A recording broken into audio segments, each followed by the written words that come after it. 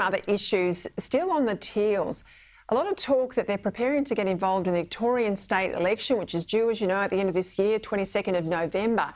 However, they've got to learn some different realities at a state level in Victoria as opposed to the federal recent election. They may not have Simon Holmes à Court's multi-million-dollar war chest. That's because in Victoria there are strict laws that limit donations from individuals or organisations to just over $4,000 across a 4-year period, making it much harder for the big financial backers to do what they did federally in Melbourne. Joining me now to discuss this and a few other things, Victorian Senator Sarah Henderson. Well, Sarah, they preach transparency, these Teals, but they're not going to like these rules in Victoria. No, well, Peter, good evening. Great to be with you here in the studio rather than normally from Geelong. It's nice. Look, it is a very different world in Victoria with the donation laws. There's a cap of $4,000 over the term of the government, and so they won't have someone like Climate 200 being able to throw millions upon millions of dollars. And also the other interesting thing is we will very quickly see with our majority government, the Labor government, that all of these promises that the Teals made, including Monique Ryan, when she said that she would be delivering a 60% decrease in emissions, won't be coming to fruition. Labor's already made that very clear. They have the majority to push through their legislation if that's required on emissions, of course. So I think very, very quickly the Teals are going to be called out for who they are. And in the case of people like Monique Ryan, we know she's a former member of the Labor Party. She's not a genuine independent. And so I think they're going to be in trouble if they think they can do the same thing at the state election. Of course, one of the arguments when it was put to them, well, how are you really independent when you're only running in Liberal-held seats? You're not running anywhere else. They said, look, we're campaigning against the government of the day. We're putting pressure on the government of the day. The talk in Victoria is that they're only going to run in either Liberal-held seats or seats that are traditionally Liberal, that might, say, in the case of Hawthorn, at the last election, gone away from the Liberal Party. That doesn't ring true then, does it? No, it doesn't. They're not independents in the true sense of the word. Really, as we know, both the Greens and also Labor basically ran dead. So Labor and the Greens, they changed their T-shirts over. They put on the teal T-shirt, but it was very much a campaign that was run with huge support from Labor and the Greens. And Get Up. And Get Up. They all changed their T-shirts. The orange T-shirts came off. The teal went on. But it is, look, I think it's a real fraud, frankly, to call themselves independents. They're clearly not. And when we see them in action, hopefully Australians will see the real colour of who they are. I've got to ask you about this issue in Victoria. Today, the FOI Commissioner, if I can call it that, it's the Information Commissioner, announced that a whole lot of documents need to be released publicly. This is pandemic polling undertaken by a Labor strategist on a contract from Daniel Andrews that spoke and polled a whole lot of households across Victoria in the darkest days to assess mood, I presume.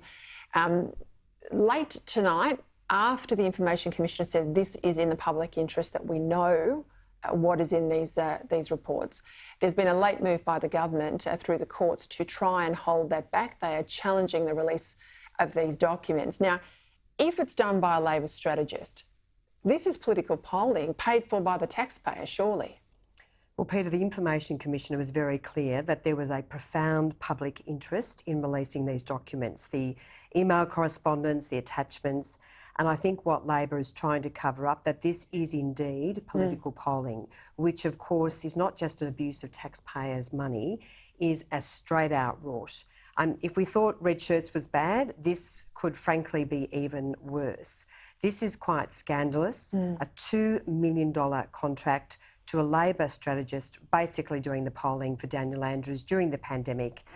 And I hope, they don't succeed, of course, because the Information Commissioner has made the right call. This is very much in the public interest. And, for the sake of transparency, Daniel Andrews should be shown for what this is. Interesting today, I go to the Labor Ministry, all sworn in. We saw the sort of ceremony in Canberra. A lot made of the fact that there are 10 women in the cabinet, I think 19 women across the ministry. it also, I guess, heralds that broader debate about the Liberal Party's vote at the last election with women. You have now a new deputy leader, Susan Lee, obviously a woman. She says, I want to debate inside the party about quotas. I oppose quotas. She wants them on the table, at least as a discussion point. How do you see this increase in women in the ministry? Because it looks like then Scott Morrison didn't have any women, but you're going to tell me that's not the truth.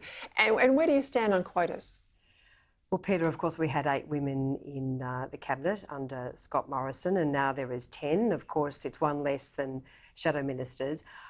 I think one thing that I'm really proud of under Peter Dutton and Susan Lee, a very formidable team, frankly. We've got, of course, gender balance, and then when you look at what's happening in the Senate and also in the National Party, we've actually got more women in leadership positions than men.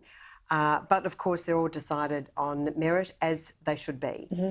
And frankly, that's what our focus needs to be. I mean, we do need to have strong targets, and we do have strong targets. And I agree with you on targets. We do need to make sure that we do a better job. And we had some amazing women running for us who didn't get up, very, very sadly, including in Victoria, people like Stephanie Asher in Corangamite, Sian Coombs in Dunkley. But we do need to examine in a lot more detail how we can better support women. The jury is still out. We do need to do a better job. But I must say, Peta, I'm very, very proud of Susan Lee as the Deputy Leader. She's a great appointment. She will be an absolute warrior for women. She's already made it very clear. We hear you. We have done so much for women, frankly. Our government, so much, invested more than $5 billion in women's safety, paid parental leave, more flexible, another $2 million for childcare, of course, very big changes in the family court, right across the economy. But she has said very rightly that we are listening, and to the extent that we do need to do more, we will. All right, ministry announced, or shadow ministry announced tomorrow. Whoops, you're hoping you're in it? That is a call for the leader. Yeah, I know the line. I know the line. All right, quick break. Some late